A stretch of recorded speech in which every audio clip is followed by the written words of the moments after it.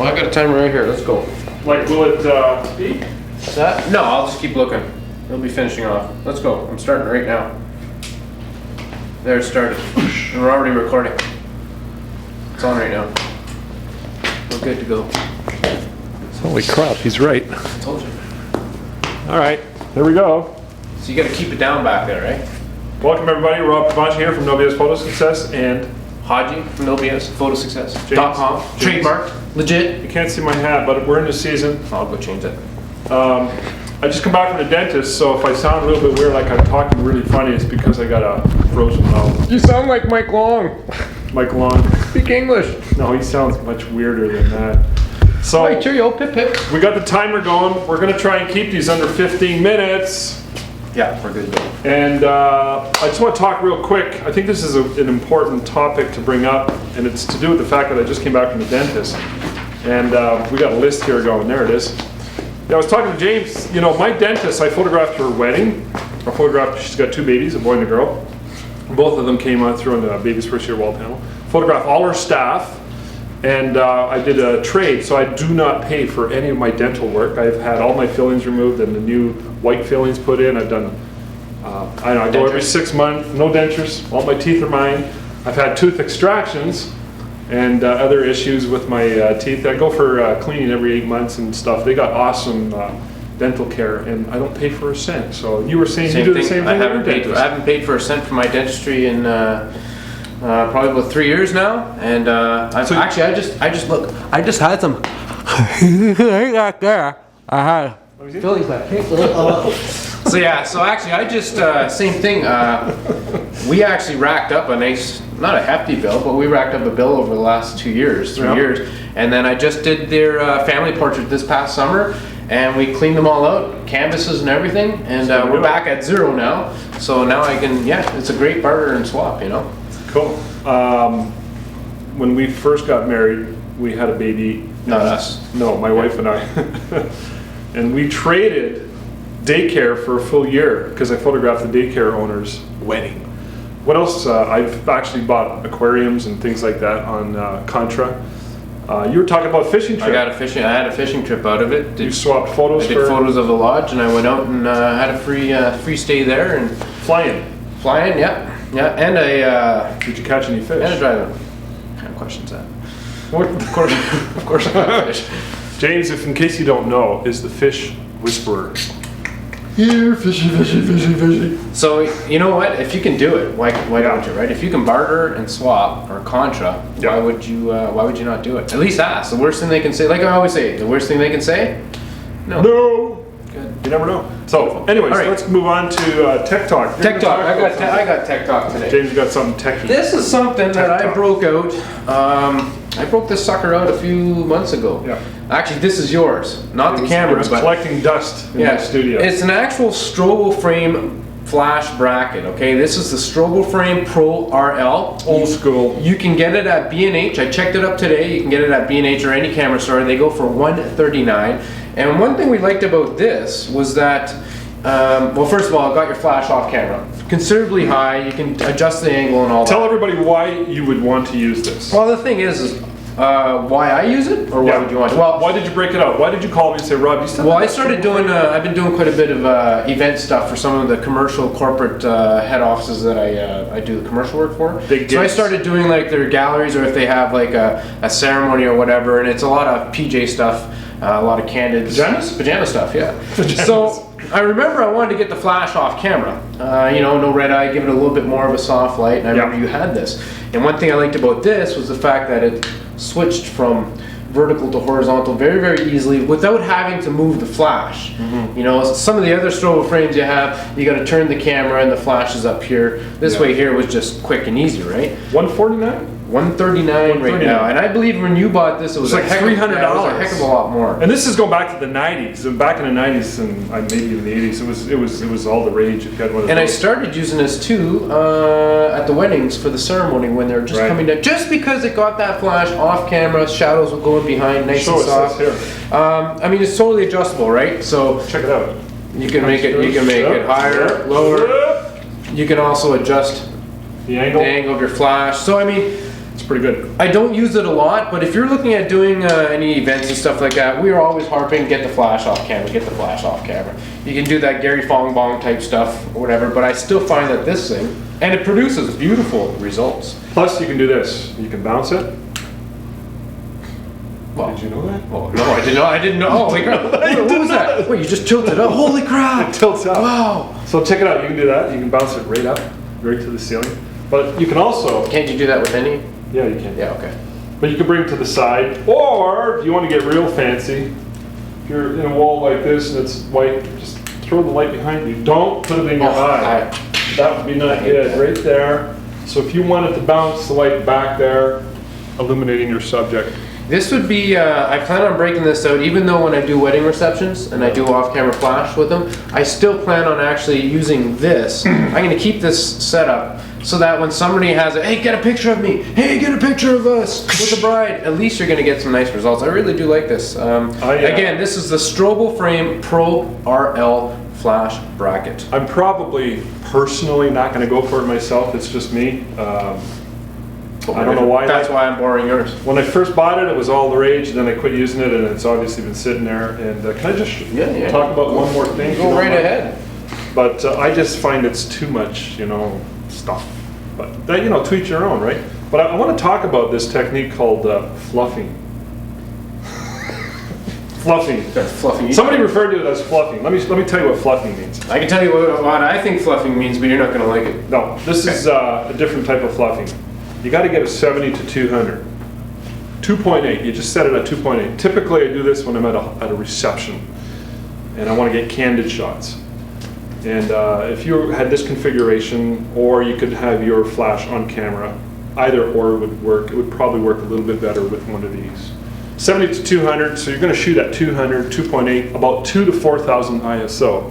I typically go in manual. I set the flash on manual at about an 1/8 power. I test it.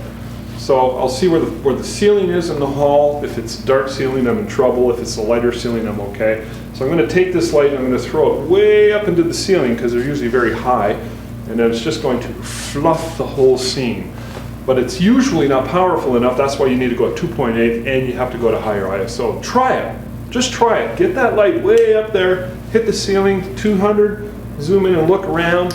And look for candid moments during the actual reception, and you get some cool things. I'll have to try that. It's called fluffing. Fluffing. Not the other fluffing. No, good.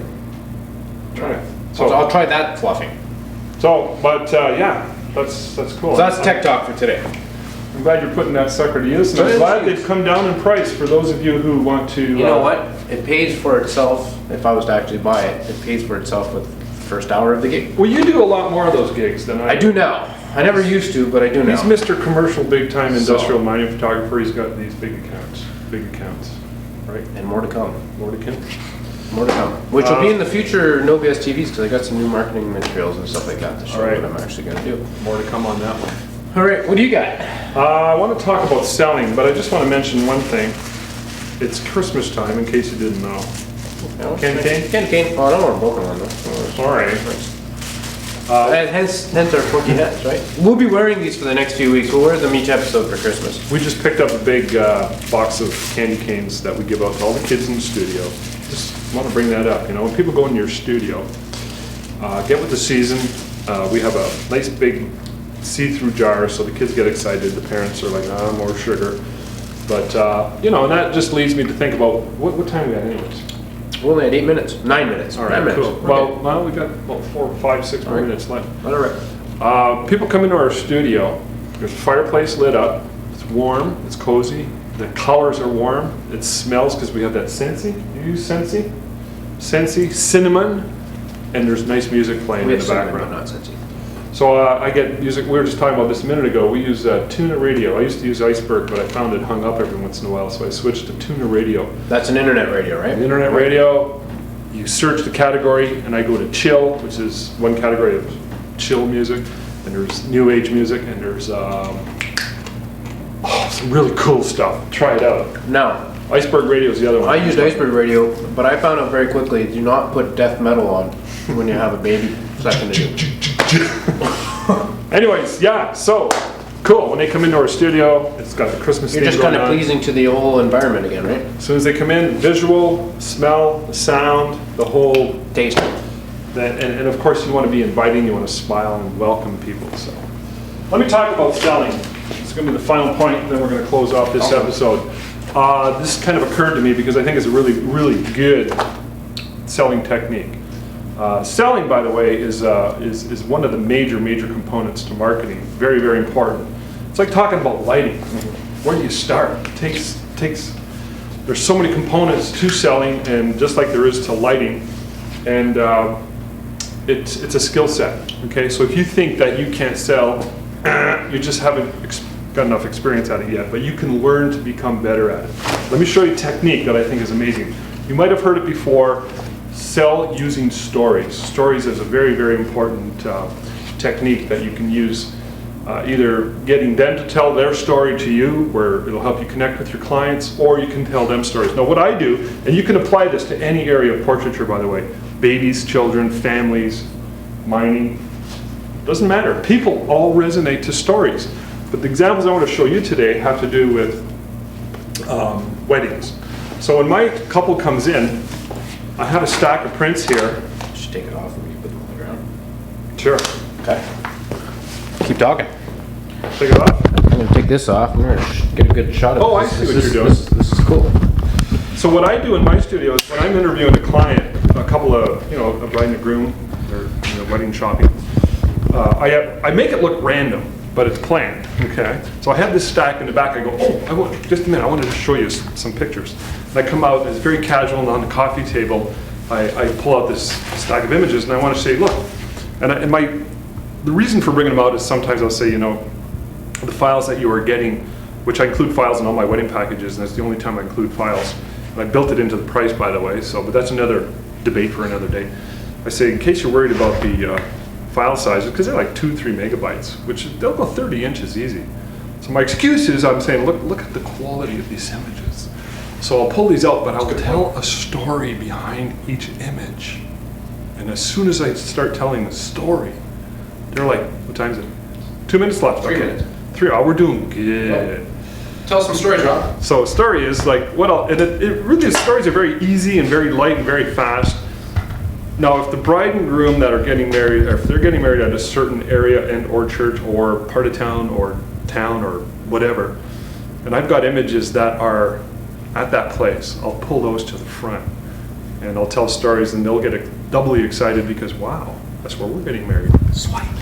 So I'll maybe pull out this image and I'll tell a story about how it was raw sunlight that day. There was absolutely no cloud cover.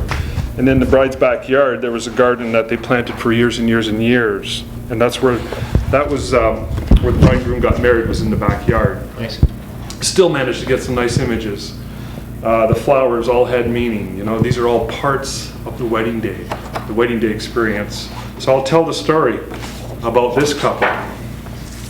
And I'll tell the story about this couple. This was an out-of-town wedding, a town that I'd never shot in before. And when I was shooting these pictures, they had never seen anything like that. Let's bring the bridal party right out into the middle of the street, stopping traffic. Can't do that. You can do that. Can't do that. Same idea. And I talk about lighting, Here, let me do something. Let me do something since you're going through. Let me take this one out right here. See that one there, Rob? Yeah. Tell me that story. Okay, this has got a good story.